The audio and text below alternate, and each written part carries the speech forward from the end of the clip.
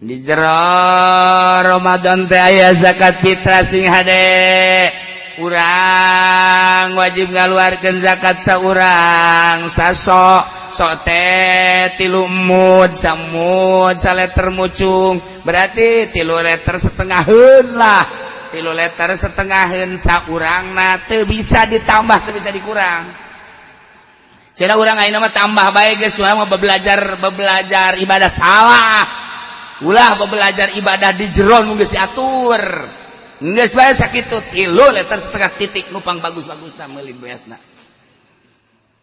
lamun urang Jawa di dieu teh hendak balik ka Semarang ngajak kata di Semarang ulah di dieu lamun hendak balik ka Surabaya ngajak kata di Surabaya sing hade abeh mantep ya ibadah ye ulah sok jadi omong-omong ngontrak di sini ngezakat di sono naon hubungan jeung kontrak ya mayarnya nama ye sok jadi haharuan batu deuk ibadah bener ulah sok itu jadi jangnya ngising di sini apa di sini atuh ngising mah de bandem dihandap ngajakat mah lain deui sok macem-macem ibadah da kos kitu teh mantap urang mah kula mah nyaritakeun nu mantep deuk balik ka Jogja di bulan Ramadan di ditu di Jogja engke ngazakatna di dieu ge santri di dieu tilok ditarima ku kula nu deuk balik di imah ngazakatna ulah ka dieu ulah engke di imah ngazakatna kecuali nu endek lebaran di dieu mas-mas mbak-mbak baru ngazakatnya di sini nya jeung mun dicaritakeun masrof zakat da sing bener lantaran aya hak-hakna ulah sambarangan supaya mantep di ibadah teh ulah sok aju dihulah dihelah segala kamu sholat segala kamu masjid zakat ulah fakir miskin ya jadi jang supaya orang ibadah mantep iya salah penggunaan orang zakat ke pemerintah tampung ke pemerintah aju ke pemerintah di kamu sholatkan di kamu majlis salah fakir miskin mustahik zakat masjid mustahik zakat itu musola mustahik zakat majlis taklim adapun nyana neuk ngalaksanakeun seperti eta sabodo kula mah ngabejakeun doang kula mah hayang henteu dibere tilo henteu kula mah hayang ngan ngabejakeun salah tapi kos kitu teh nu bener nalah salah bae ieu keur carita ngaji bali mah mustahik zakat masjid mustahik zakat majlis mustahik zakat kiai diberi Samarenda menang di zakat kadang ya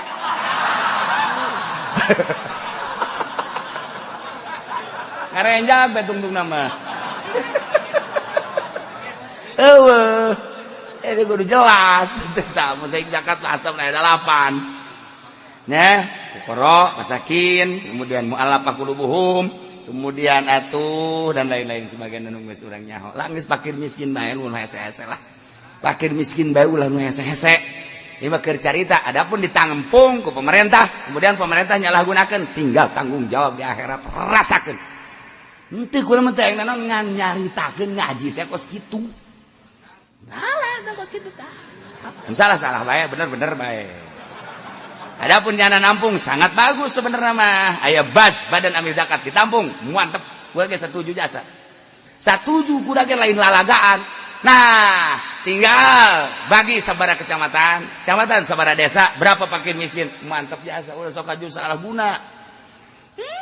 Ndek dibikeun BHS mah ka kiai segala atlas, di Pudoli mah embungeun atlas yang BHS bae. Malah mah yang tamer dua deui nya nama hayangna. Ulah ti zakat ulah ti zakat ulah jangan deh beda ada sosial saja ulah nu kos kitu aja disalahgunakeun kan jadi berat urang kan hayang mantep urang ibadah teh ya nah ieu sakali deui emas mbak endek zakat nu endek balik mending di imah ulah sieun dihaharuan supaya mantep ibadahna. Aduh, cenah ieu di dieu ge dipaksa, bere di dieu mah ala kadar bae. Saha RT na teh, nih uang rokok aja ya tuh. Ini mah buat RT aja. Saya ngezakatnya nanti di Jogja. Udah itu tanggung jawab saya, urusan saya. Cek RT teh entar di sono enggak ngezakat, di sini enggak ngezakat, urusan gua itu mah. mau zakat mau enggak itu urusan gua, ke neraka gula gua. Ieu keur carita ibadah supaya rapi, supaya orang mantap. Orang kan kieu aing ieu dicokotan bae ku pemerintah sih ditasarufkeunna bener henteu daripada kos kitu. Mikeunana bener henteu sih pemerintah janu geus-geus mah pemerintah teh teu adil ieu. Boro-boro eta atuh duit nu jelas-jelas ge kudu ka dieu kudu ka ditu jah henteu.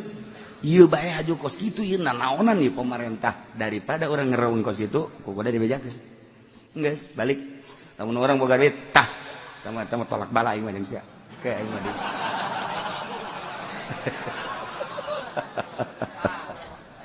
Masya Allah karim.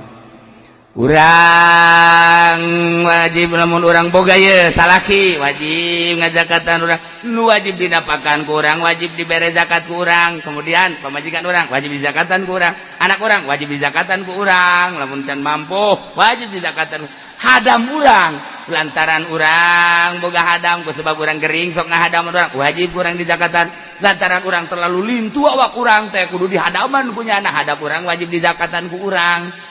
Tapi lamun hadam-hadam tukang nyapu, tukang itu mah tunan gitu ngaranna dagang, hadam urang tukang malukun teu. Ieu mah jang kebutuhan urang. Sehari-hari eta hadam wajib ku urang. Urang miskin, pamajikan urang kaya, pamajikan urang teu wajib zakatan ka urang, teu kudu wajib zakat. Pamajikan urang ge teu wajib zakat sebab nyana wajib dizakatan ku urang. Kemudian urangna miskin, teu kudu zakat. Babari kan ngan sunah nu boga mah pamajikan duh ngazakat pak bapak boga ngazakat henteu kuduna bapak ngazakatan kula nyaho itu mana junta ya aing dipencet ge lain keluar duit tai aing keluar itu boga teh pamajikan aga ya yang kakak tah mere heula pamajikan ka salaki tah kajang yang zakat ti sia bager tuh kula teh saha agak satu tah jadi geus dibere arak dizakatkeun kos kitu teh kaayaanna masyaallah karim lamun urang ngazakat ulah mikeun kanu diwajib ka wajib anu dijanapakan ku urang ngazakat ka pamajikan teu sah lantaran pamajikan wajib dizakatan ku urang ngazakat ka anak urang teu sah lantaran anak urang kawajiban urang ngazakat ka bapak urang teu sah lantaran bapak urang kawajiban urang boga bapak kolot ngazakat ka bapak kolot atuh teu naon sebab bapak kolot mah teu kawajiban urang jaya bapana ieu ieu supaya jauh supaya ke urang bolak-balik bae ngazakat ka pamajikan ngazakat ka salaki sage ka pamajikan nanaonan mending diliwat habak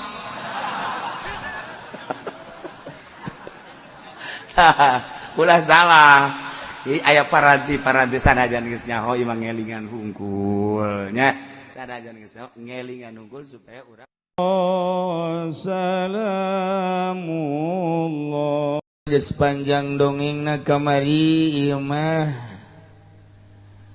ditafsiran ku hadis Kangjeng Nabi lantaran Quran mah lain yang dibongkar ku pikiran urang jadi kudu dibongkarna ku ucapan Kangjeng ku hadis geus hadis teh mufassirun lil Quran hadis Kangjeng Nabi ge lain hakaneun urang ulah cara Muhammadiyah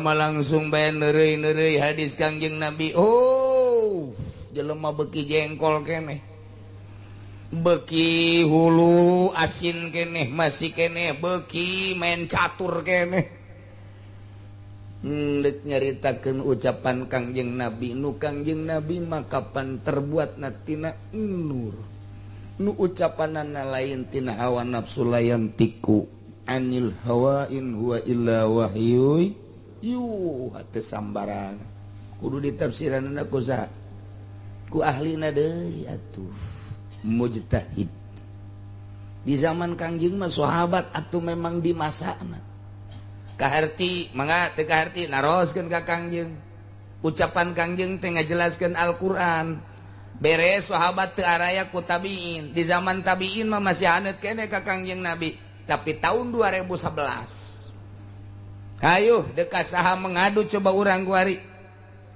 Dekat saha bebeja kuari. Untuk kebenaran Al-Quran sulit. Tafsiran ku ucapan Kangjeng Nabi. Untuk menyatakan kebenaran Kangjeng Nabi maknana hese. Lantaran atuh urang bahasa Arab kita bisa. Boro-boro bahasa Arab, bahasa Jawa, bae Jawa Pekalongan, Jawa Solo sakitu hese. Paling orang bisa Jawana Jawa mau. Arab endi sirah ge? Wede mengkonon. Jawa kos kitu batu. Eta mah ngobrol bae sakumaha keur perang. Ngobrol kos gelut atuh kumaha gelut teh budak. Eta Jawa. Mandak ngalah awe gelisnya saya awe ditanya. Neng di mana? Cicing bae. Neng di mana? Cicing bae. Neng saking pundi neng? Oh, mau wah geus. Leutik hate aing mah geus.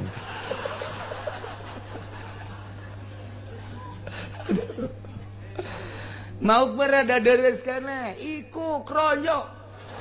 WG itu mah terparah sedunia ge. Jawane ora diterima iku mah. Boro-boro bahasa Arab bahasa Jawa ge. Urang ti dieu ka mau lain deui.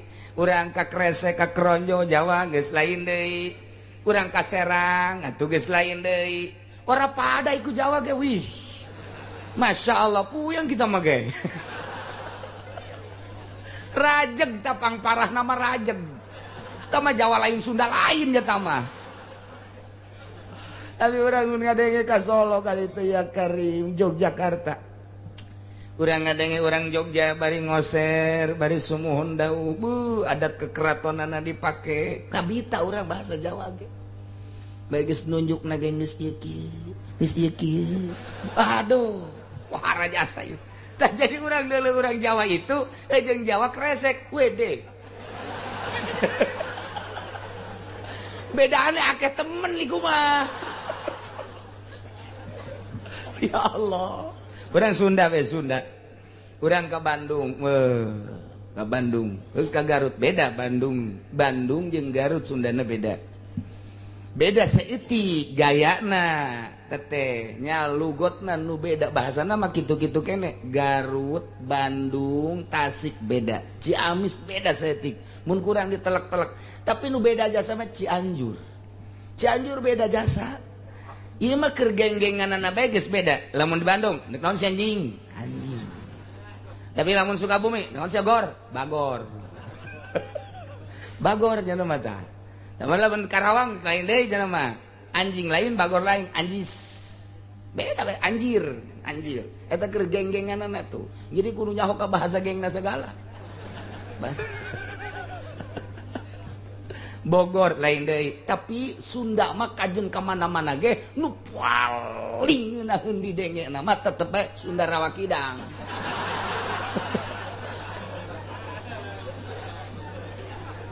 Tama eueun nu teu ngejat kabeh ge. Gua bae jelema mun ngadenge Sunda eta atuh geus ngejat bae kajen gua mah. Keur hees ge hudang bae pokona mah. Sunda Rawa. Masyaallah. Tapi ada emang geus kitu bahasana tuh antepkeun bae. Masyaallah. Dia jeung saka di EWC di bawah teu. Hei, sakurang teh ieu. Ngobrol tapi urang ditu mah pan biasa bae. Eta teh ditanya ku kolotna, EWC di bawah teu ka dieu. Ih, di pohara sakurang teh. Atuh di ditu mah teu aneh, urang nu aneh ge. Masyaallah, masyaallah. Ilu dibuat di ewe lurah teh jero-jero acan. Weh, orang jadi kieu bahasa. Nah, udah cerita. Jadi di Tangerang mah nu poharana jasa saya. Jawa napang poharana, Tangerang, Sunda napang poharana. Malaya lah di dunia kos gitu moal deh. Moal tadi. Melayuna tuh kitu sarua bae. Urang ngadenge Melayu bolak. Weh, gua mah lu cari da igok di sini. Mana aya Melayu make igok? Mana aya? Tugas gitu bahaya tau. Waduh Melayu guys parah jasa tamang guys. Tah eta aya di Tangerang kabeh. Ya Allah tah dek tafsiran Al-Qur'an kudu paham heula hadis Kangjeng Nabi. Dek tafsiran Kangjeng Nabi kudu paham heula bahasa-bahasa mutaid. Lantaran naon pan bahasa Kangjeng Nabi mah jawami'ul kalim.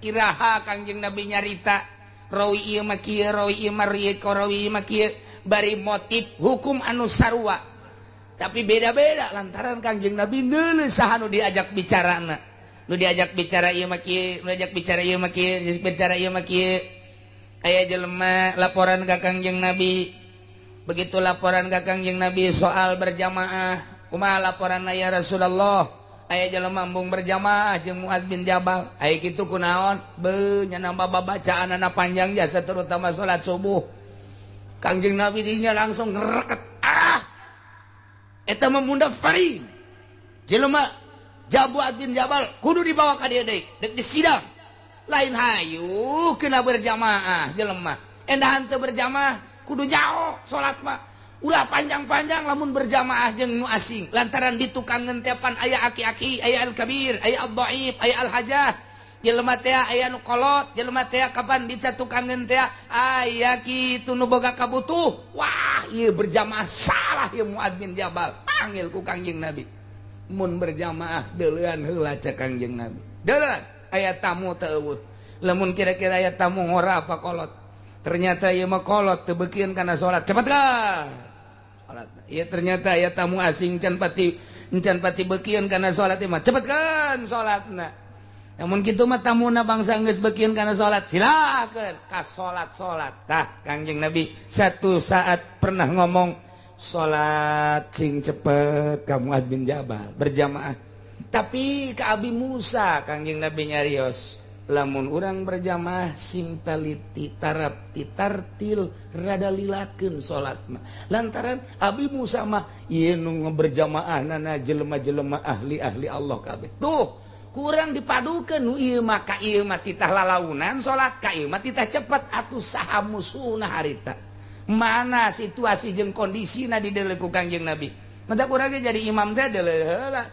oh kan di deuleu ieu mangsa jemping kabeh taraweh budak ngan 7 menit 20 rakaat eta si kumaha ngalempangkeunana dolim beres batur kakara ka masjid nya geus ngaroko mah taraweh geus saya geus beres insyaallah ya Karim kan mentak dulu heula urang ge tuh mentak Abuya Cidahu baheula taraweh mah hayang sajud sekali taraweh supaya saquran tamat teu bareng jeung santri-santri acan santri-santri bae kami keluarga bae naon sebab babacaanana dek tartil dek lalaunan kunaon misa atuh bareng bae moal kuateun tuh misa ta eta lah nyaho situasi berarti ulah santri ge santri bae masyarakat kami mah jeung keluarga bae lantaran tarawehna endek make Quran saquran pan taraweh seperti di Bandung baheula kurkura zaman di Bandung ngaji teh saquran taraweh teh teu dipilih santri anu kira-kira embung babaca panjang teh ka masjid anu saquran bismillahirrahmanirrahim kabeneran giliran 3 nu 2 matalar Quran nu hiji teh jadi make Quran di hareup kitu tah aya parantina majihna meunang 8 rakaat pareum listrik da pareum dioper kunyana Allakumut takatsur hatta zurtum geus kumaha atuh jate talar bogan sami milih 3 supirna nu 2 talar Quran nu hiji adina kiai nu hiji matu santri talar nu hiji henteu pasti cak masyarakat nu henteuna kiai meureun ulah loba ngomong sia masyaallah ta eta jadi teu bisa ucapan mujtahid ge moal bisa dibahas ku urang cok bahasa Imam Syafi'i dina al-um nu sakitu hesena bahasa-bahasa kitu Imam Malik bahasa-bahasa mujtahid al-madzhabul arba'ah sejasa berarti kan kudu aya ashabna anu ngureikeun ucapan mujtahid mutlak anu ngucapan mujtahid ashabna engke eta ashab ge hese keneh diuraykeun deui ku mujtahid fatwa nah urang mah kuari hasil Imam Romli hasil Imam Ibnu Hajar dibelah dieuna deui terus diuraykeun deui ku Syekh Nawawi Banten akur bahasana jeung urang mantak maca we kita berian ngeunaheun urang naon sababna eta diterjemahkeunana ku Syekh Nawawi akur jeung kahayang urang rian ge sakitu hesehna dibacana ku nu teu mondok mah kuari deuk langsung hadis Kangjeng Nabi soekeun sia ku aing saya mah kumaha gitu ucapan Kangjeng Nabi teh mantak innamal a'malu binniyat ucapan hiji Kangjeng Nabi cek Imam Syafi'i innamal a'malu innamal sihatul a'mal binniyat innamal sihatul amal pasti sahna beramal kudu make niat di mana teu make niat teu sah tapi Imam Maliki mah kumaha tafsiranna lain innamal sihatul amal atuh innamal kamalul amal binniyat sampurnana amal kudu make niat teu niat ge jadi ngan teu sampurna coba eta tinggal urang ka dieuna pagedruk geus ya usoli bidah cek Amin Rais bidah sia cek urang teh teu sampurna sia ayo angadu terus teu sampurna jeung naon kitu ngaranna teu repeh datang ka kuari Muhammadiyah anaon eta lantaran teu paham ucapan Kangjeng Nabi tapi lamun paham mah sia kunaon atuh teu make niat aing mah berpahamna mazhab Maliki aing mah jeung Hanafi oh mangga aing mah Syafi'i atuh Syafi'i mana sia urang pondok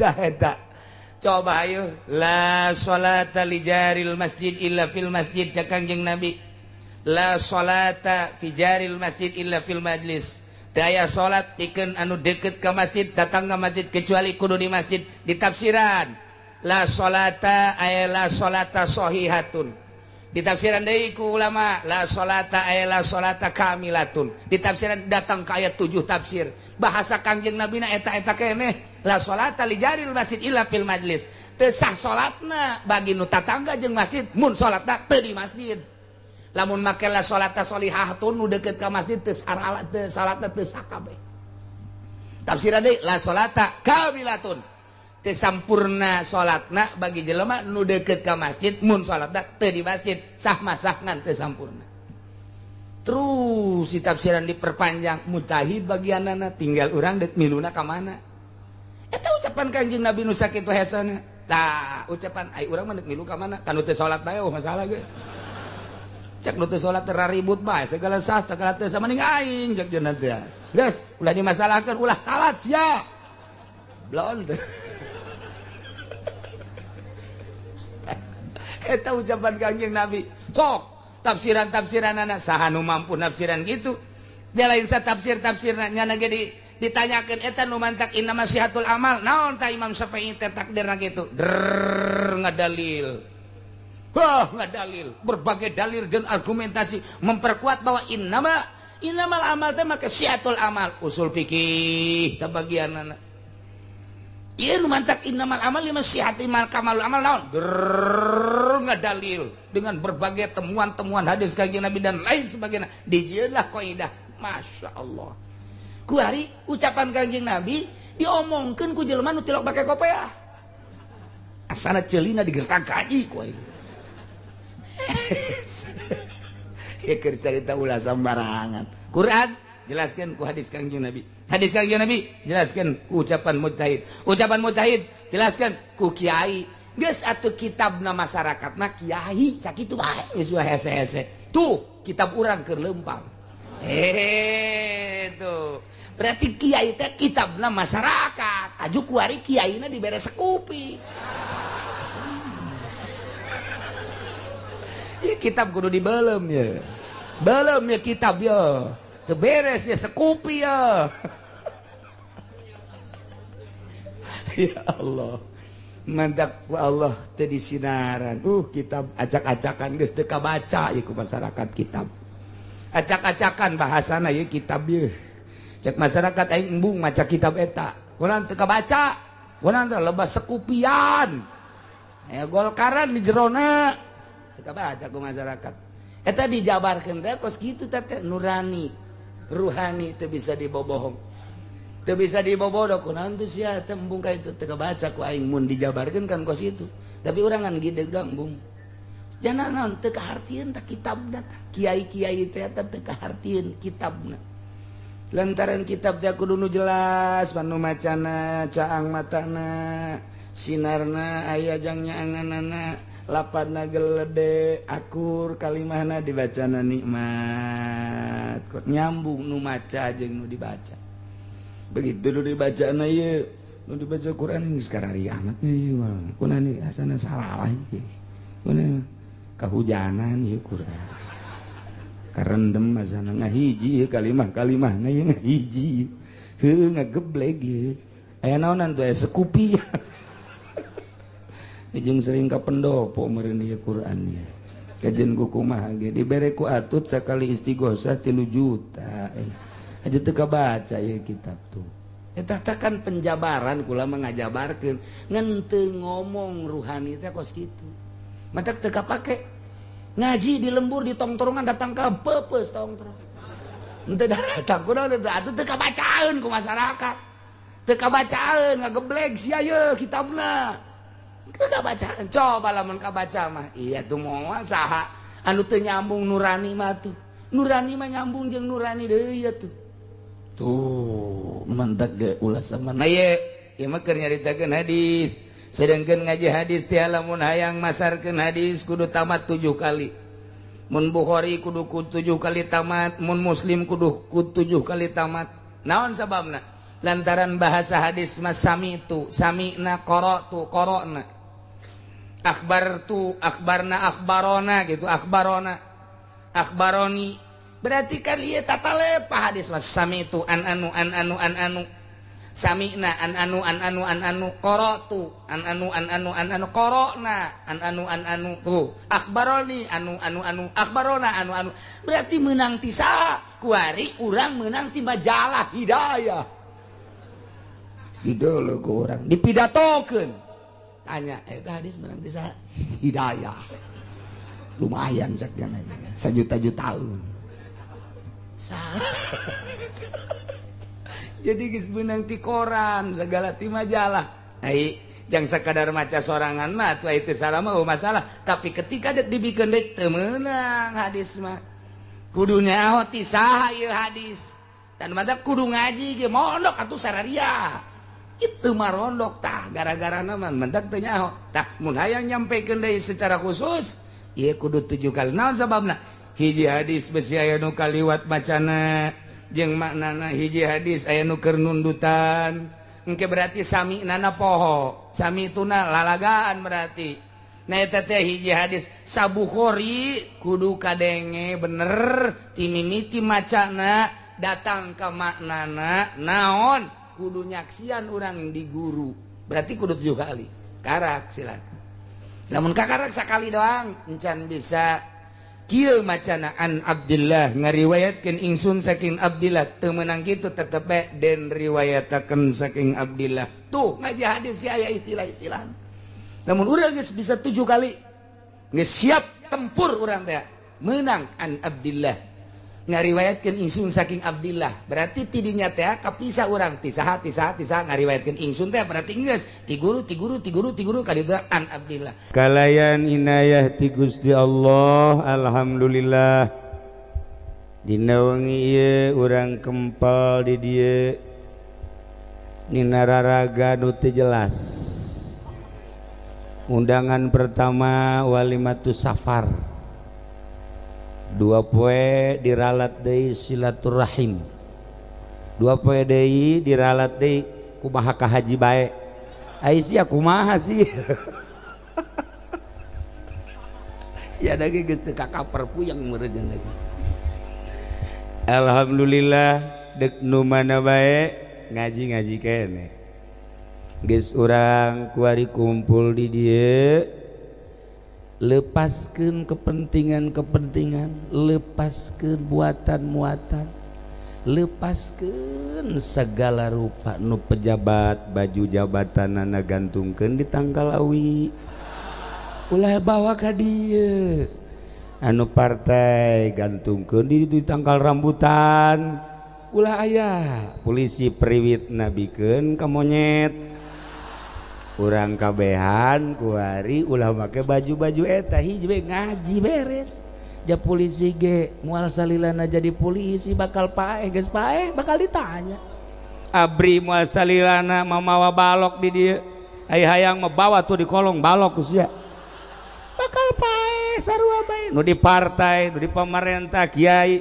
bakal paraeh geus paeh moal ditanyakeun naon amal perbuatan amal ai kiai ona bentar geus jelas kana batu amal-amalanana jaunggal poe maca Quran mun anu ngondang tapi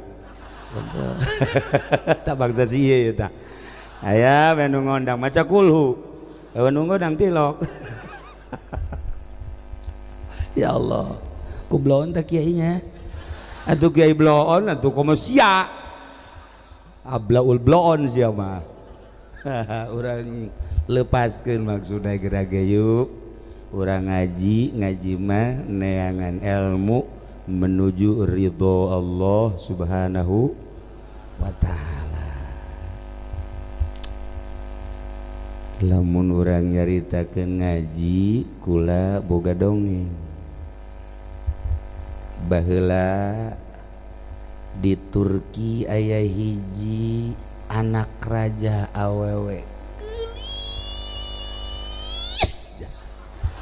gelis jasa berarti tah kan lamun kieu mah ya kumaha eta gelis teh gelis biasa bae lamun ditanya kumaha eta gelis gelis rada naik tapi ya mah gelis tuh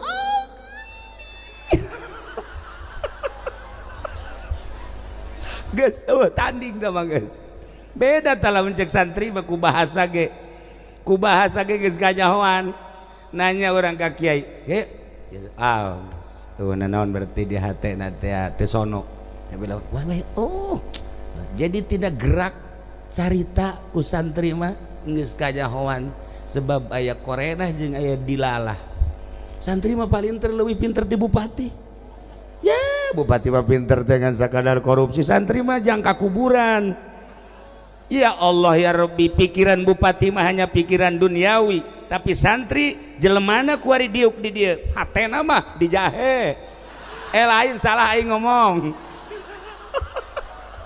di akhirat jadi jasadna di dia tapi hatena nu di kuburan hatena anu di sorga hatena nu keur ditimbang eta kan dimensina luar biasa santri mah je bupati mangan saukur ruang riukup dengan skala duniawi camat gitu kene polisi gitu kene urusan akhirat dan pikiran dunia santri masya Allah atau komo kiaina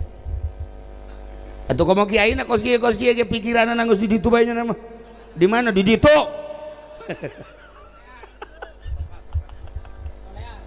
ya Allah nah balik deh awewe anak raja masya Allah masya Allah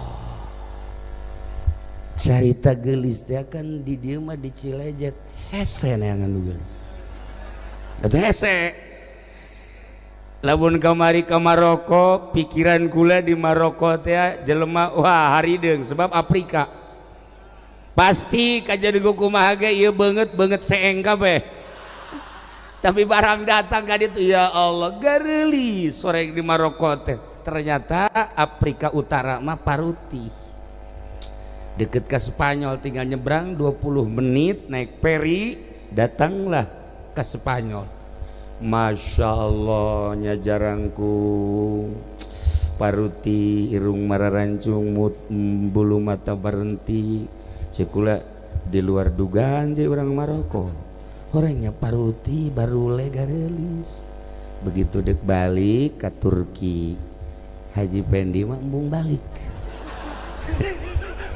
iya tak embung balik jangan main mau balik cenah kunaon hayang di dia bae ai kitu dek naon Mang Haji garelis jasa cek cenah aing mah betah di dia heuh atuh betah ge ke pikir heula Mang Haji bogoh ka urang di itulah kasia bogoheun teh ternyata teu bogoheun balik sia teu bogoheun sanu bogoh tuh kepotongan kieu ya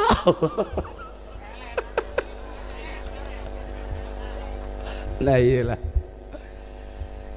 eta ye gelis da pohara anak raja. Oh, lamun geus carita anak raja gelis atuh sugih aya dinyan, wawasan aya dinyan, harta aya dinyan, geus eueuh cawade. Eta anak raja nu gelis teh geri muriang, masya Allah kari mimiti medis dokter nu mana bae dipanggil kadinya, tensi darah bere obat, datang deui dokter di-scan bere obat, geus puguh di ronsen bere obat, tetep teu cager, masya Allah kari. Akhirnya beres medis, dukun didatang-datangkeun, wah di Sukabumi mah geus puguh dukun teluh malulu datang-datangkeun kena teluh bari di budak. Coba panyakitna naon cenah teu daek dahar teu daek nginum jeung peureum bae, dahar teu daek nginum teu daek peureum bae, masya Allah mun leumpang kudu digendeng. Dukun berbagai dukun didatangkan tetap tercager. Terakhir kiai, emang gitu kiai itu. Terakhir baik kiai, asal ngajual tanah hese ke kiai, asal hayang ka awe-awe teu daekeun ka kiai. Ai kitu mah ngajual tanah laku atuh tilok datang ka kiai. Tilok tolol teh jelema. Aju kiai marah tuh, ulah emang kos gitu kiai mah. Zaman Kangjeng Rasul di berbagai daerah bahkan negara datang ke Kangjeng usul berbagai permasalahan. Kangjeng langsung nunggu wahyu diselesaikan ku Kangjeng. Namun Kangjeng seperti eta dilanjut ku para khulafaur rasyidin. Seperti itu. Dilanjut ku para tabi'in, dilanjut ku para ulama warasatul anbiya. Oh, datang ke berbagai daerah. Waalaikumsalam. Naon nih? Incu leungit. Menta cai. Jakina teh incu da umur sabaraha? Umur 17. Lalaki teh awewe. Alah, atuh ieu mah ku cocodot nih. Ka kiai datang da. Aju kiai da kok. Atuh biasa bae sapira mere cai ya. Minum. Beres nyusul hese-hese. Waalaikumsalam, cerik subuh-subuh salat mencan.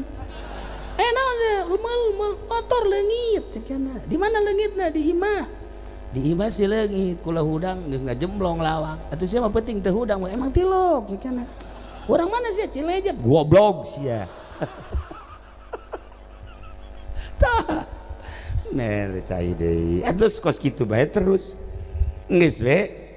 Waalaikumsalam. Naon di mana? Tetangga beladinya. Naon? Kudu dek hajat isuk minggu. Ayo naon tuh ka dieu? Minta cai supaya ulah hujan. Terus kitu panda. Ayo, benta cai kasih eta tah. Bere cai. Hujan mah gebrek bae. Eureun. Anu biasana hujan tas lohor ieu ti isuk. Masyaallah, ai bere cai nu bener ji. Make jampe atuh. Kiai wakos gitu. Nah, ieu kuari ka kiai berbagai kiai geus didatangkeun, dijampe ku cai, jampe ku mantra-mantra, jampe ku ayat suci Al-Qur'an, dijampe ku doa-doa, tetep bae teu daek cager. Bapana raja jeung ratu bingung. Akhirna aya baheula kiai nu walah wahweleuh disebut lain kiai dikiaikeun, disebut kiai santri teu boga, majelis taklim teu boga. Tapi manjur mun baheula mah Abu Nawas, belah dieuna aya deui Bahlul, belah dieuna di Tangerang mah aya Mang Hani, aya deui ka mangsa garang-garangna Ki Musa, tah anu kos kararitu tah anu sok di kamar cicing di keluar tilok naon tilok sebulan 2 bulan ke sekali keluar didareulekeun ku jelema tah besi di dieu salaki ibu kitu di jero kamar bete keluar-luar nah ieu geus ada bu ye tanya gede hutang meureun sugan teh ibadah horenganan kreditan teh anggeus. Masya Allah. Nah ayat tak kiai modal gitu jago kiai gitu bahkan sebab dimensi nangan lain sakadar dimensi zohir makin dimensi batin. Lamun kiai ngan sakadar makin dimensi zohir dimensi syariat kiai lumrah kiai pasaran maksudnya di pasar ge umbala kiai kos gitu mah tapi dimensi batin. Masya Allah dijauh kene geus kadeleung mun awewe teh mah lain deui bangun eplok cendol ieu mah tah sia tah mah tah ieu kiai datang begitu ku kiai dijampe tidak bentar tiup tidak bentar neng coba bentar neng pernah teu ka Mesir pernah teu ka Yordan pernah teu ka Baghdad pernah teu ka Mekah daek teu diajak ka Mekah ka Baitullah Madinah pernah ka Madinah daek teu mun diajak ka Madinah ziarah ka Kangjeng Rasul pernah teu ka Uzbekistan beuntanyan hah Uzbek beda ya ngadenge lemburna bae geus ngorejat tah si ieu pan baheula boga ka Bogor orang Bandung tah lamun keur gering ngadenge Bandung bae hudak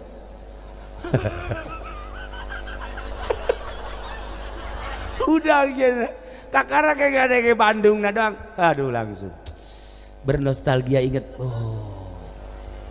Masya Allah tak iya gitu barang ngadenge Uzbekistan langsung udah neng pernah ke Uzbek pernah daek mau diajak ke Uzbekistan daek bebe ajak ka tuan raja ieu mah diobatan ku dokter medis moal cager diobatan ku dukun mantra-mantra moal cager diobatan ku kiai moal ieu mah kudu diajak ke Uzbekistan kok bisa gitu tuturkeun be cager gerage ayo guys cek raja Turki Uzbekistan teu sabaraha jauh masih satu daratan berangkat ke Uzbek neng di dia sugan aya nu kenal di kota Uzbek aya cek jana bari senyum teh aya lingsem di mana neng di ditu di kota aya di kotana di mana pas aya di huk di dinya aya toko emas cek jana tah kula kenal jeung di dinya ya Allah begitu didatangkeun ka dinya ieu teh muhun langsung hudang padahal mah geus 4 bulan teu dahar teu nginum hudang langsung nu boga tokona seorang pemuda nu ganteng teh ya langsung nunjuk ieu ge sarua ieu ho itu ha langsung jana pelukan Dinda sayangku Masya Allah aduh nah ieu penyakit anu luar biasa ternyata penyakit cinta ngelehkeun sagala-galana bapak teh dianggap emak teh dianggap batur jeung rekan sekitarna teh dianggap bahkan dahareun jeung inumun teu hayang sama sekali tapi teu jadi gering itulah cinta begitu kapanggih jeung nu dipake ka cinta Masya Allah sehat kabina-bina eueuh tanda-tanda gering sama sekali eueuh tanda-tanda nah iyalah manusia cinta ka manusia geus bohokeun sagala rupa. Ieu carita-carita Jalaluddin Rumi nukula kamari mantes ti Maroko teh ka Turki di Turki langsung ka konya ziarah ka Imam Jalaluddin Rumi salah satu caritaan Imam Jalaluddin Rumi ieu lamun eta awewe cinta ka seorang lalaki poho sagala-galana urang anu bakal ngaharep ka Gusti Allah ngomongna cinta pernah pohoan naon urang pernah mau pohokeun naon cinta urang ka Gusti Allah hayu coba pernah tante mau pohokeun anggal tengah peuting cinta ka Gusti Allah hei anggal hei kasur sakedeungnya 2 jam dek ditinggalkeun hampurannya ku cinta jasa ka Gusti Allah maneh cicing heula di dinya teh ke geus 2 jam karak balik deui ka dinya mangga bae cek anggal teh kacai nyana beres kacai salat anggal geus dada sini cek anggal sini ih anget ge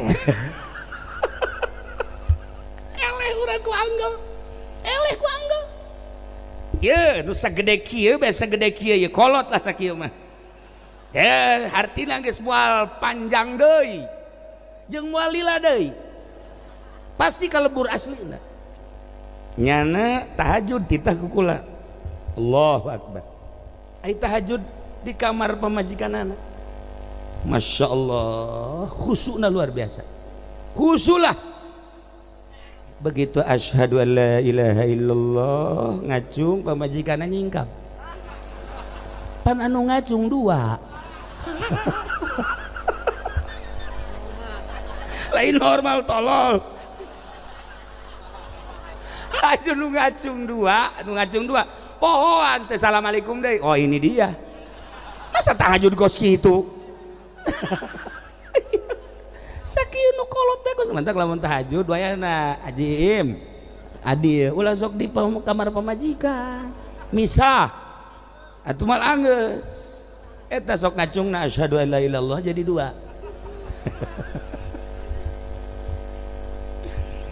2 lamun awewe cinta ke seorang lelaki kaedanan ngaranna poho segala rupa urang pernah pohoan naon ku cinta ka Gusti Allah lamun henteu pernah aya nu ditinggalkeun jeung aya nu dipopohokeun bohong berarti cintana urang bohong berarti cinta urang ukur diri urang cinta ka Allah geus datang ka mana dibandingkeun jeung cinta seorang wanita ke seorang lelaki anu geus luar biasa meakeun jeung ngorbankeun sagala rupa mulai ti kuari ente jadi kiai geus datang ka mana si cintana ka Allah sehingga tasbih ieu diputerkeunana sabaraha kali sapoe tasbih sok geura ayo tasbih dibawa apa itu tasbih sugan teh membaca subhanallah lain ya nama kabayar moal tuh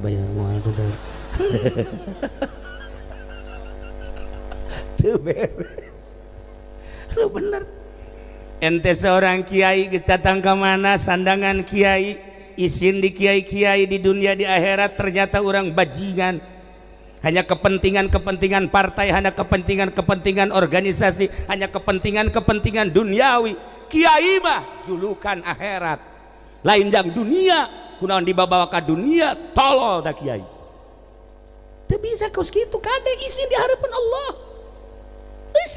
lamun endek jadi kiai cara Gus Dur sok jadikeun cara Gus Dur contoh jadi presiden Indonesia ku aing dek disyariatkeun ngan gagal teu kuateun Gus Dur balik pakai celana pendek oh masalah tapi geus berjuang walinya nama nah diri orang di partai geus datang ka mana di organisasi geus datang ka mana lamun urang ningali dina kitab Tanbihul Muqtarin pang musibah pong gede-gedena musibah ketika kiai nu tadina wow jeung para kiai deui kuari wow jeung bupati musibah paling gede ka kiai aing mah nitip ka Haji Iim bae ka adi anu lain malah jadeng-dengeun ieu kajen ka neraka ge Im asal sia bae ka sorga Im kajen deng-dengeun mah musibah pang gedena kiai nu tadina wow ka kiai wow jeung ahli Allah kuari wauhna bupati diwauhan karena pamerena lain berjuang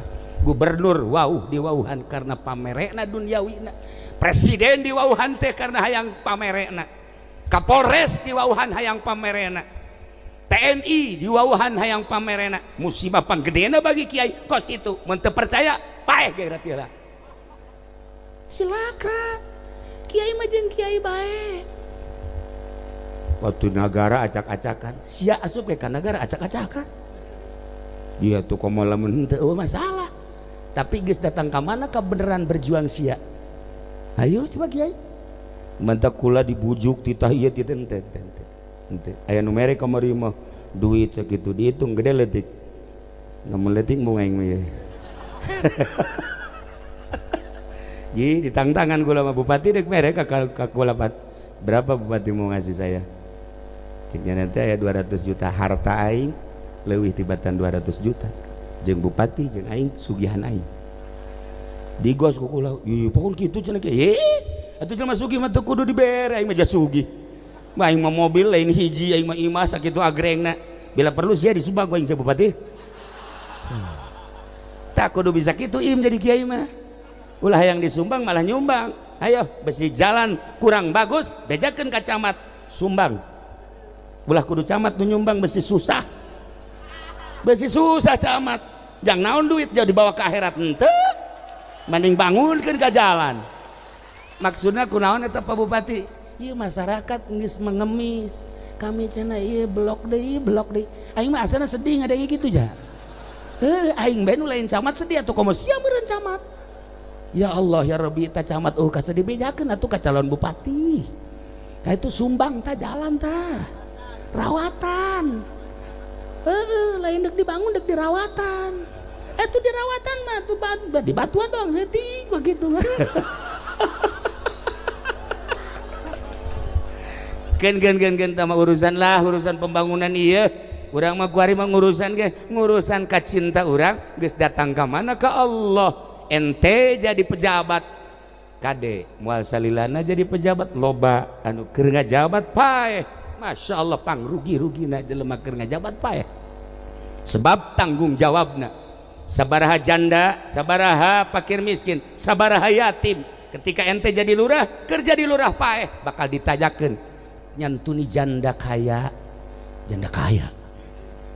janda miskin alhamdulillah cak lurah tanyakeun ge sabaraha janda nu diberean nu mana sia mere tuh nu di pojok nu imahna eta teh sama janda ngora jahe atawa teu kudu dibejaan atuh kos kitu mah ya sia ge osok mere ya nah gitulah para jamaah ente jadi kiai geus datang ke mana sandangan kiai ke di hareupeun Allah izin di kiai-kiai di dunia ternyata di akhirat lain kiai kuari di dunia ente jadi pejabat geus datang ka mana ngagunakeun jabatan pake ngadeketkeun diri ka Gusti Allah sok geura jabatan makeun bae teh urusan dunia urusan diri urang nu bakal tanggung jawab timbang amal ngajembat di jembatan Shiratal Mustaqim teu saha kiai ustad santri pejabat nu kaya nu miskin wabeh tama bakal jasa mantap ngaji geura ge kade ente jadi naon abdi mah cenah di partai geus datang ka mana mawa partai pernah ikhlas henteu kiai di partai lillahi ta'ala Allahu akbar ayo lamun teu ikhlas atuh naon digawean ikhlas ya mah demi bangsa jeung negara beneran mun ditanya ku Allah teu mal izin ih ulah kitu cenah aing mah da kitu bae ayo sia hak maksudna naon ragap diri geus datang ka mana dumadeheus ka Gusti Allah urang seorang pedagang kade dagang aya aturan-aturanan urang seorang petani kade tani aya aturan-aturanan nah lamun tadi cek Jalaluddin Rumi seorang wanita cinta ke seorang lelaki poho segala-gala teu bisa diobatan kecuali kapanggih gitulah seseorang anu mencintai Allah kecuali kapanggih jeung Allah di mana sih sebenarnya Allah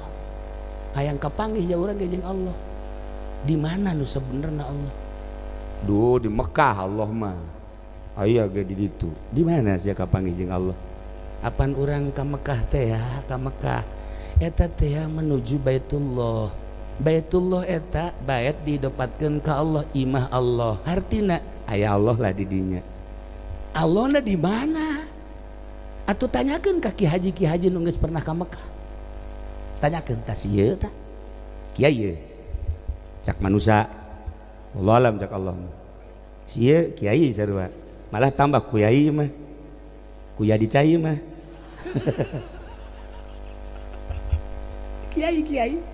kiai haji pejabat geus ka Mekah eta kapan urang teh dijulukin ge duyufullah tamu Allah ya adikula ye kabeh tahun ieu insyaallah bakal berangkat ke Mekah mantak ayeuna walimatus safar teh eta dek silaturahmi ka Allah wah keren amat dek jadi tamu Allah ke Mekah berangkat nu mantak khutbah nage di Mekah teh wa ya duyufallah wahai tamu-tamu Allah lain tamu raja lain tamu gubernur lain tamu Arab tapi tamu Allah urang ke Mekah berarti jadi tamu Allah di mana Allah sok gerak ke Baitullah kapanggih jeung Allah henteu kapanggihna jeung sa urang Pakistan susuna gede Masya Allah pohara India gitu kene aya di Baitullah urang Turki nya garelis teh bahenol deh tah kula barengan jeung ieu ka Mekah ye bareng tah jeung ieu kabeh tah bareng-bareng lah kunaon eta keur toab Masya Allah nyekel HP shooting Allahumma imanan bika wa tasdiqum bi kitabika wa tasdiqum kula greget jasa kajana teh nya mah di shooting nya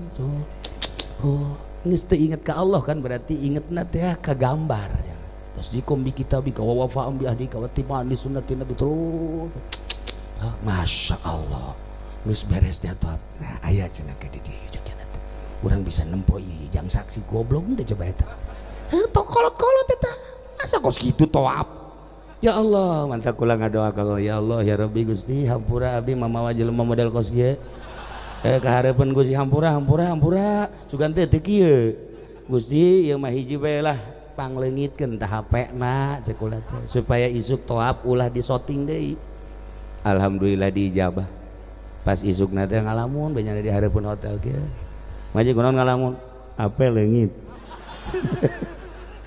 sakulah teh diijabahi ku Gusti Allah geus leungit kabeh Yordan Mesir pada teh ka Yordan ka Mesir wabeh beak di HP eta ludes kabeh cenah ngalamun bae eueuh kabeh Mesir eueuh Yordan eueuh Mekah Madinah eueuh kabeh sakian boga sakian boga pagawean naon nya bisa leungit pagawean naon sia teu sopan di Baitullah si shooting-shootingan karangnya nang engah ieu sakieu geus kolot ge kos kitu tah pagawean ieu contoh nu teu hade ieu nah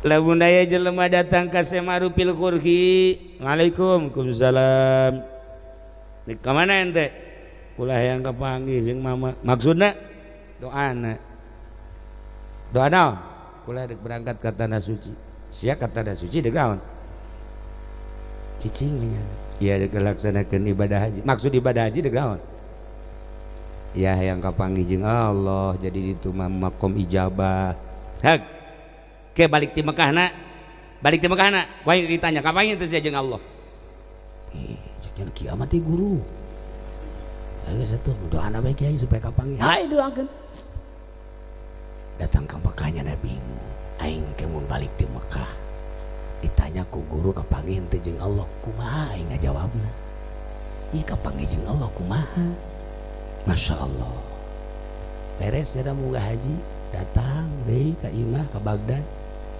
tanyakan ku Syekh Maruf geus ka Mekahna entos kumaha sehat alhamdulillah dahar geunah ngeunah jasa cekeun aju aya teu ieu babalajaan sajadah meuli cek nya teh susur meuli alhamdulillah balik deui sia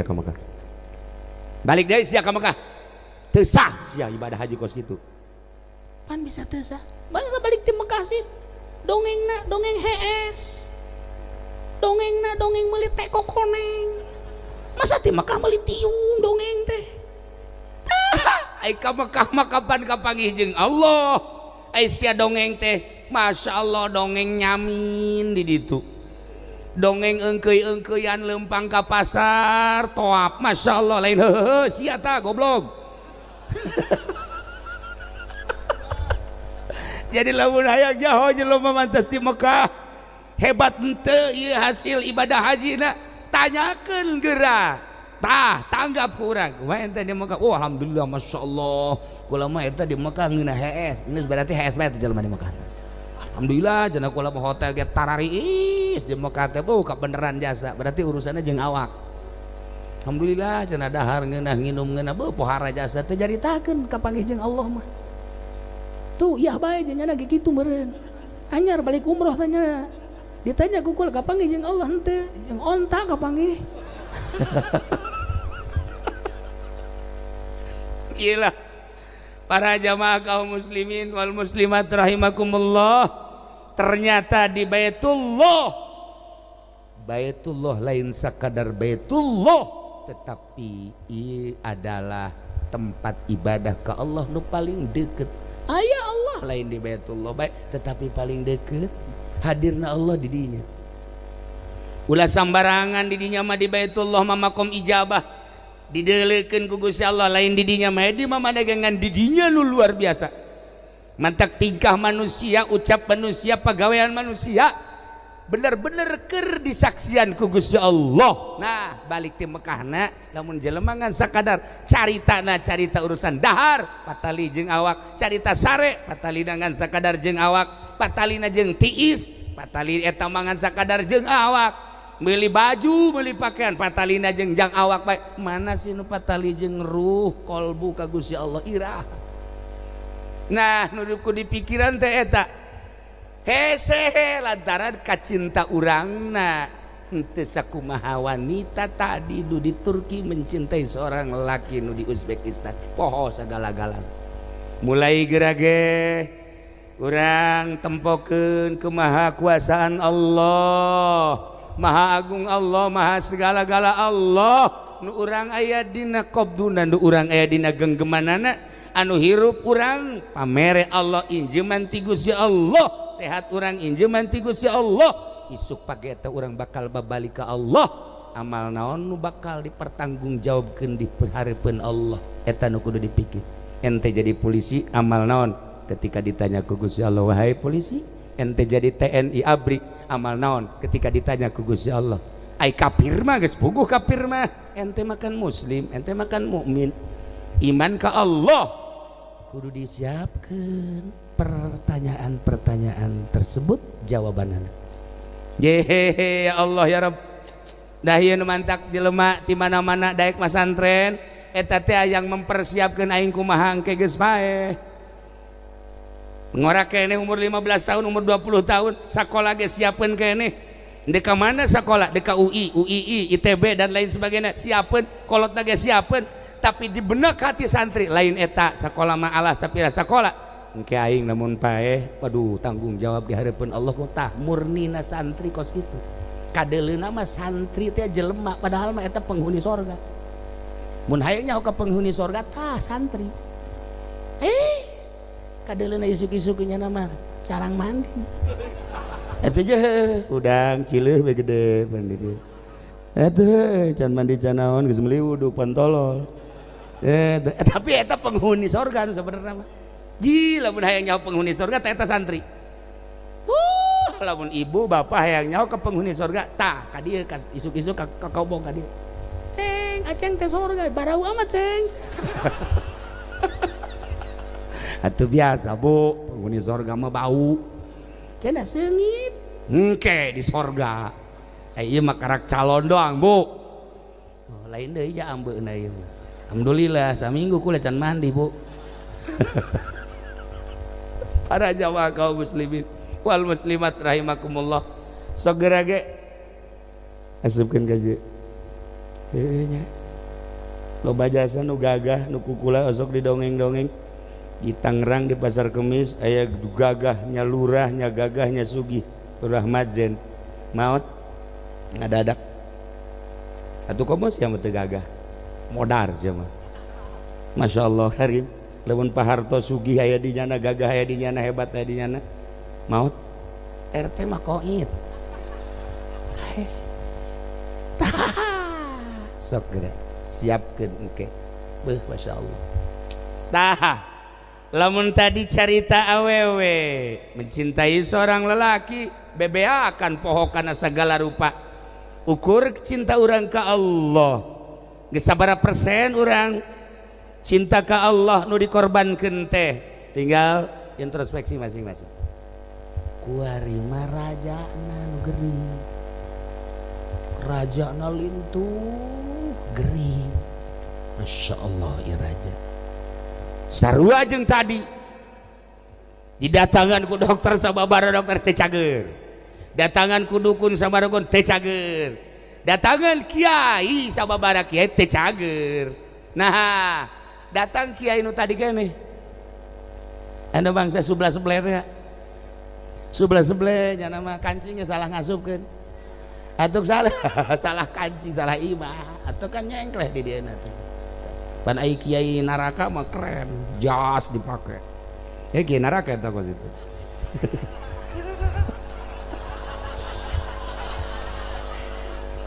Ai kiai surga mah cuek. Sarap-rapna wae lah. Kumaha kapanggihna sampira nutupan aurat geus teu hayang ka itu katangen ku makhluk ku manusia. Ya deuleu ge Gus Dur lamun urang ningali pakaian kula sok sering memperhatikan Gus Dur, sering salah imah. Kancingna salah Gus Dur eta presiden. Haju make nanya nama sebelah naon bae aya batik-batik, anu panjang-panjang, anu pendek-pendek nya nama. Kadang-kadang make kaos. Datang kula ka imahna make kaos. Ini siapa? Ini kucu. Oh iya keur make kaos kan. Eta tapi kan nya nama bacaan kitab bae di imah ge. Di imahna di dia di Ciganjur kitab. Masya Allah Ihya Hikam dibaca kunya. Ya Allah wahara jasa ta Gus Dur mah. Ya Allah ai kiai ieu koran. Pejabat lain naon lain. Ya Allah deres koran ge nu bener mah anu susunannya yang klete aya. Ieu si kiai ku goblok-goblok deui. Ieu mah di ditu teh mah di Tangerang di Bogor mah leuwih parah. Nah, para jamaah ieu si raja teh raja geus teh cager datanglah kiai eta. Begitu datang geus sababaraha kiai terakhirnya na. Di mana? Di kamar. Nyana asup ka kamar. Raja bentak. Cak nyana teu kuat. Lain lawanin cak nyana. Ditaranya ku kamar. Emang enak enten. Henteu aya naon. Aduh parah. Maksudnya parah aku mah. Bejakeun coba bejakeun. Kira-kira marah moal raja mun bejakeun. Coba tanya ke raja. Tuan raja, pajak ituan cenah parah cek kiai ieu. Aju. Kira-kira mun bejakeun marah apa moal? Moal. Sok bejakeun naon coba? Lamun nu neluh saha nu neluhna? Lamun nu nyihir saha tukang sihirna? Lamun penyakit medis coba kumaha carana? Coba moal marah. Datang deui teh kiai ka dieu. Tuan raja. Ternyata umur tuan raja 28 poe deui. Hah? Lo bener. Heeh. Nurutkeun sikula 28 poin makana tadi ndek marah moal. Mun kira-kira marah mah moal kula moal ngabejakeun. Lantaran tadi titah bae cenah moal marah. Umur tuan raja 28 poe deui. Masya Allah cak raja aya satu nuhun cak kiai nuhun langsung nyana ka pamajikanana ka asistenna sajadah turunkeun sajadah amparkeun tasbih lu gede aya bawa ka tasbih susur ulah nu letik-letik sagede pereup aya ka dia dibawakeun oh masya Allah dipayang kacai langsung sholat Allahu akbar. Masya Allah poe eta terus bae ditawaran dahar ge Tuhan moal wah naon hartina dahar 27 poe deui aing geus teu kudu dahar teu kudu nginum moal aing ala kadar jang nangtung bae mah heulanan aduh langsung sapoe kakarage 2 poe teu eureun salat maca Quran maca sholawat teu eureun zikir geus teu meunang aya nu ngajakan ngobrol ka jana geus baca sholawat Allahumma sholli ala sayyidina Muhammad wa ala ali sayyidina Allahumma sholli ala sayyidina Muhammad wa Allah baca sholawat geus 2 poe Masya Allah dahar geus teu dibere hayang nginum teu dibere hayang. Nah ku hari geus 8 poe berarti tinggal sabaraha deui beuki ditingkatkeun ibadah ka Gusti Allah. Weh pohara beurang peuting geus datang ka tarang ge hideung, sikut hideung, tuur hideung, urut sujud bae ka Gusti Allah geus 15 poe harideung kabeh. Ieu ge lamun dibuka harideung tapi budug lain urut sujud dia mah aya tapak baheula keur mondok kukula ge sok ditaliti harideung maju lah omong. Oh ieu mah penyakit santri. Santri baheula santri kuari mah tilok anu budug. Mana aya santri kerasep kuari mah santri. Ih, awewe ge tilok budug ja kuari mah. Paling ge koreng be. Kuari geus 15 18 poe. 10 poe deui. Terus jangan ningkatkeun ibadah. Ya Allah ya Rabb. Tinggal 2 poe deui. Nya geus wasiat ka pamajikan. Kiai eta tilok mislek di mana nyaritakeun sakaligusnya nama bener bae. Maka bapak kuari nyerahkeun kerajaan sok saha nu hayang ka anak besi anak hayang mangga bapak geus coplok tina kerajaan. Hiji nomor kedua bapak kuari geus embung cicing di dieu hayang cicing di gubuk bae deuk ibadah bae ka 2 poe deui bapak. Geus ditinggalkeun ku nyana kerajaan dibikeun ka anak pamajikan geus diwasiateun ka deui harta nu aya bagi-bagikeun jeung jana geus tinggalkeun kerajaan cicing di gubuk 2 poe deui. Ulah aya anu ngaganggu abah ibadah ka Gusti Allah. Beres sapoe deui teh sapoe deui. Pas 28 poe nya geus kieu Pak. Nungguan assalamualaikum malaikat Israil. Asal kertek asana ieu. Asal kertek asana ieu. Terus datang ke zuhur can aya. Datang ke asar can aya. Maghrib can aya. Can aya can aya. Oh, berarti mungkin isuk ke 29. 29 ngana geus nungguan mah ngana ngeuteureuneun. La ilaha illallah, la ilaha illallah, la ilaha illallah, la ilaha illallah. Terus 29 zuhur can aya. Illallah, la ilaha illallah. Asar can aya. Terus 30. Can aya keneh bae. Geus liwat 2 poe aing. Geus liwat 2 poe aja. Anak ka asisten panggil kiai ka dieu. Anu cenah cak cenah 28 lewat ieu. Panggil coba ka dieu. Apa salah jana di Lauhil Mahfuz? Apa kumaha? Coba panggil. Panggil deui kiai. Kiai. Cenah cek kiai sabaraha poe kula umur 28. Di hari tadi itu kan dia geus 30 kan selewat. Oh, masalah. Lain masalah gitu. Iku balalakona. Kieu nu jelas mah. Kiai, Tuan Raja. Hiji Tuan Raja awak jadi ramping kan guari. Henteu gendut teh. Atuh bener ja teu dahar-dahar cek jaman. Dahar teu nginum teu besi paeh pan. Guari kan langsingnya. Bener. Nomor kedua Tuan Raja salila kamari jari raja inget teu ka Allah. Henteu. Tapi kuari lain inget deui cek jalan. Sajadah gitu meunang ditoel. Kudu ngampar bae. Tasbih geus puguh nu dileungeun dikongkoyangkeun aya. Malah hampir jualan tasbih cenah kuana. Teu lain ibadah teman sama. Lah eta rahasiana. Eta rahasiana kuari. Tuan Raja nu kamari jadi raja pernah henteu inget ka Gusti Allah teu pernah, tapi ayeuna pernah. Kuari inget bae ka Gusti Allah, kamari jauh jeung Gusti Allah, tapi kuari kamari iraha Tuan Raja sedekah, tapi kamari makan nitah dibabagikeun ka pamajikan, bagikeun ka fakir miskin, bagikeun ka tetangga. Lantaran 28 deui bakal paeh.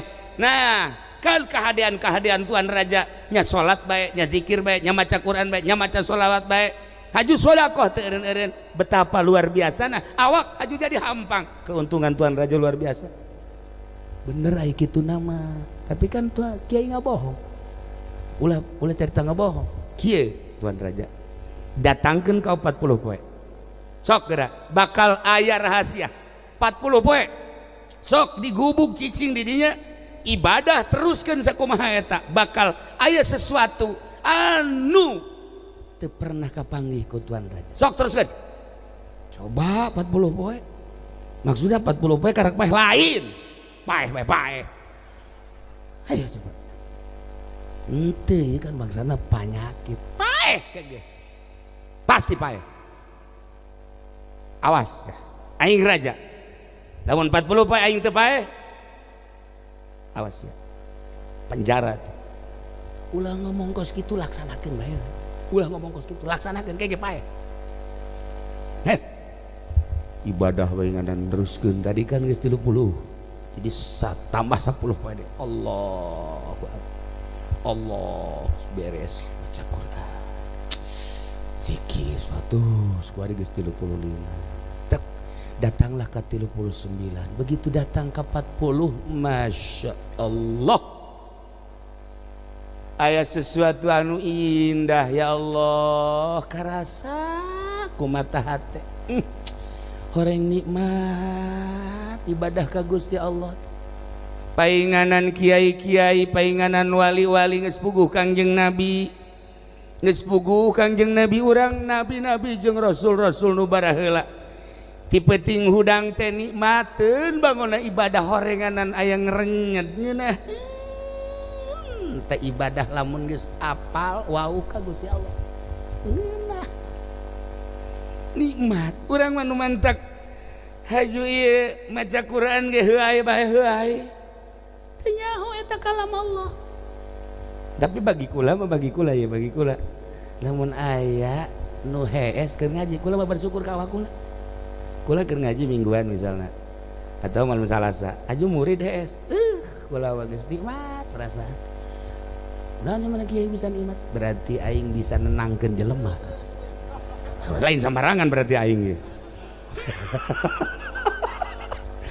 Lu batak pasti aya kiai di dieu, aju ngaji mingguan, malam Senenan cara kuari. Aju murid hees bae ulah dihudangkeun. Eta kiai hebat berarti, geus memberikan ketenangan ka murid.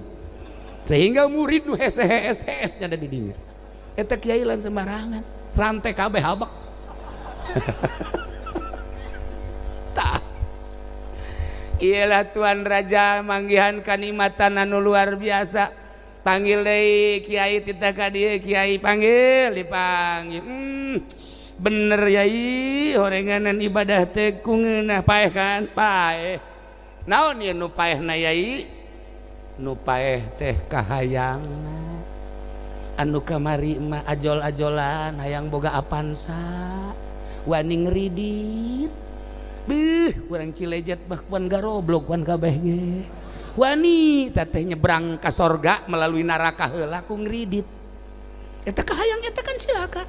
Nu kamari kahayang model eta eueuh cek Tuan Raja. Nu kamari hayang naik jabatan teh eueuh kamari mah hayang jadi raja teu hayang sama sekali. Kamari mah hayang ngalobaan tanah teu hayang. Kamari mah aduh teu meunang neuleus selir-selir. Geus kieu bae nu mana poe ieu nu mana nu itu nu jangkung nu kamari. Nu pendek nah iya bangunna ieu semampai ieu bagus ieu hitungna kitu kuari mah teu hayang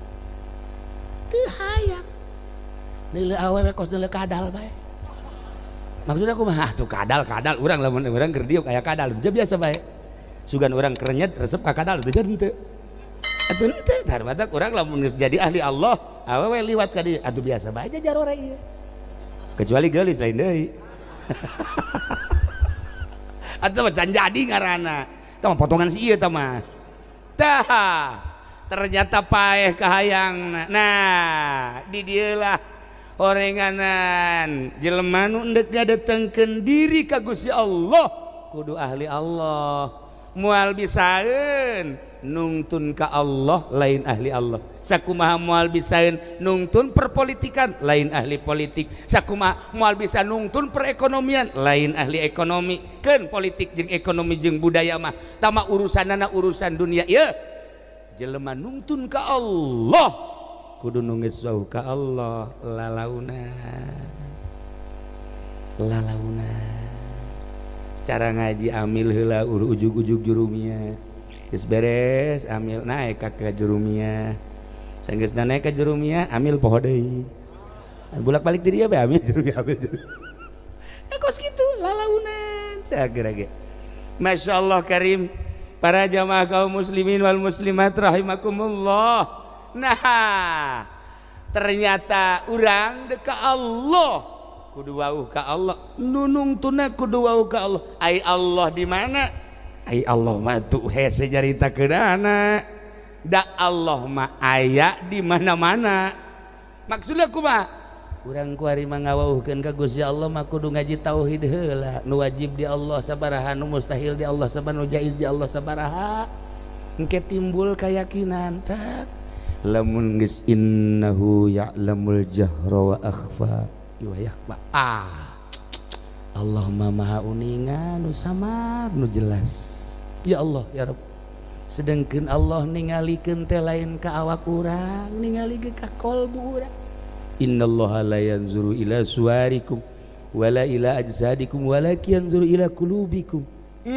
Awak mah teu kudu dicaritakeun ku Gusti Allah jeung urang ge neuleuh ka urang neuleuh, urang ka diri urang neuleuh, ka batur neuleuh, tapi qalbu urang nu boga rasa jeung ngarasakeun adalah urang. Allah selalu neuleukeun. Be lamun urang geus wau ka Allah isin ketika hate urang ngalayap lain ka Allah, ketika hate urang lalancongan nu dipake kebendu ku Gusti Allah. Loba jelema anu di luhur sajadahna bagus jasa. Ih pohara salat na make jubah, boy di masjid ge masjid kubah emas pan pohara eta. Wah lain lalagaan. Allahu akbar ngageleger, Allahu akbar lagi. Kunaon ai hatena aya di mall. Ieu kan lalakon kos kitu eta. Nah, coba supaya sadar-sadarna.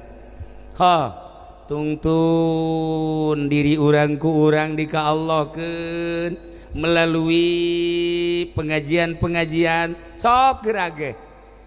Melalui pengajian nu aya di dieu, nu aya belah ditu, supaya wau ka Gusti Allah abeh kenal ka Gusti Allah. Ngeunaheun geura lamun geus kenal ka Gusti Allah kudang ti peuting eueuh ka sieun. Tak we. Ja ieu mah pot ti peuting sote pedah panon poena we katutupan. Ja ieu kene kamarna ieu, tempatna ieu. Tadi cak anu nyambut ya. Ih, saudara baca kula lamun dia teu dicangan mah sieun cenah di dieu ye. Sebab meureun loba kuntilanak kan. Kalau kuntilanak atuh karasa kuku lagi mun dikak puluh sebenarnya ge. Loba ye kuntilanak di dieu ieu sing ada ieu ye di. Aya ye kuntilanak. Aya kuntilanak lalakina tah ieu ye. Aya ye. Genderuwo malah mah ieu mah.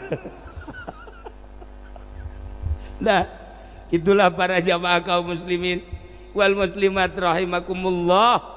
Maka silaturahmikeun geura urang ka dulur urang abeh nyambung, silaturahmikeun geura diri urang ka guru urang abeh nyambung, silaturahmikeun geura ka para aulia Allah abeh batin urang katungtun belah dituna. Silaturahmikeun geura tawafkeun diri urang ka Allah di mana? Di Baitullah. Jauh amat Baitullah kudu ka Mekah, di diri urang ge da aya Baitullah. Tuh lamun Imam Ghazali nyaritakeun lamun ieu Mekah terbuat tina taneuh, awak urang ge taneuh. Mekah aya Masjidil Haram terbuat tina taneuh, diri urang ge taneuh. Lamun di Mekah aya Baitullah qalbul dunya, di jero Masjidil Haram aya Baitullah paranti tawaf, di awak urang aya qalbu paranti tawaf. Wa tahhir baitiya lit-taifina wal 'akifin. Sok bersihan eta Baitullah, tahhir baitiya, jang nu tawaf, jang nu salat, jang nu itikaf. Bersihan geura qalbu urang. Tawafkeun ruh urang geura di dieu, teu kudu hese-hese deuk ka Allah mah. Dunia langit bumi katut eusina dibasupkeun ka jero qalbu moal asup, tapi nu nyieun dunia Allah bisa aya di qalbu mukmin. Aya Allahan di qalbu mukmin teh deuk kumaha ge, tinggal urangna bae ngoprek geura ge. Ya Allah ya Rabb, singkapkeun di jero hate urang supaya aya rasa kehadiran Allah Subhanahu wa ta'ala. Nah, ieu urang keur ngaji kuari, urang keur salat, urang keur maca Quran, lawang langit dibukakeun ku Gusti Allah bagi jelema anu geus inkisab kadeule breh langit kabuka. Nah, urang lamun rek salat langit dibukakeun ku Gusti Allah tah tuftahu babus sama lisa'atain dibukakeun lawang langit 2 waktu hiji jang anu salat nomor kedua jang nu perang sabilillah tambahna katilu jang nu keur ngaji lawang langit dibukakeun ieu urang kuari teh dibukakeun langit set coba gadeuleu ka luhur kabeh ya Allah ya tuh woi langit ya poe kitu mah langit lawang langit dibukakeun arti da dibukakeun teh kumaha eueuh hahalang antara urang jeung Allah malaikat keur nongton kuan urang keur ngaji asal lempeng ngajina bener lillah muatan nanaon ka Allah malaikat nempokeun oh eta Ki Haji nu kolot aya bae teh saha sagana eta je di deuleu ka Lauhil Mahfuz tereh balik nama budak oh jahuisna geus lain di hulu teh jembut geus wisan katanya tapi jangan mah kuat tilok gering tilok gering kan mah nu tilok gering mah Firaun kan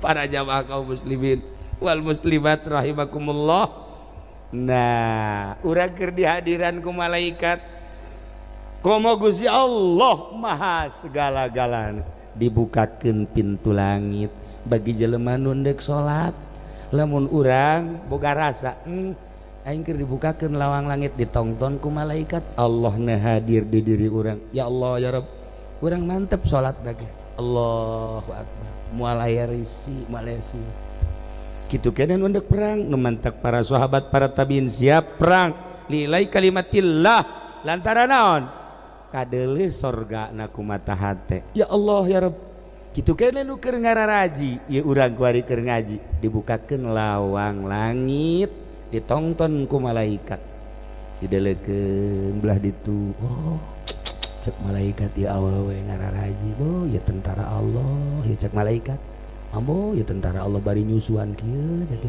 oh masalah oh masalah dideleu ka belah ditu aya nu keur ngalamu be tentara Allah keur kieu bebari nundutan cek malaikat ambo ya tentara Allah eleh perang meureunnya kehadiran ya karim nah kuari kembali ke diri urang ternyata horeganan Allah mababarieun segede Raja Harun Ar-Rasyid segede raja anu tadi dicaritakeun segede Gus Dur segede Raden Patah segede Raden Syekh Syarif Hidayatullah segede Syekh Maulana Hasanuddin jadi raja segede Syekh Maulana Yusuf jadi raja anu unikna jadi wali Masya Allah deket jasa ka Gusti Allah raja aya di nyana wali aya di nyana indah amat hirup kos kitu hah susah aya di sieu bajigan aya di sieu rugi amat tunjuk ke mana sih rugi jasa orang mantak tadi gua liwatkan gadinya teh set cek kula jalan ke mana cenah ieu ge Cilaku kok dek jalan ka Cilaku aya babaturan gua di dinya tah saha aya Kiai Haji Nawawi Putra Kidul Pani urang caricing di dinya salat bener tadi di darinya salat eta batur kula guru malah mah guru pernah dibere pelet kula gunyana ai kula manjur nyana nu merena henteu balik aja nata eta batur kula eta dicaringin oh salamullah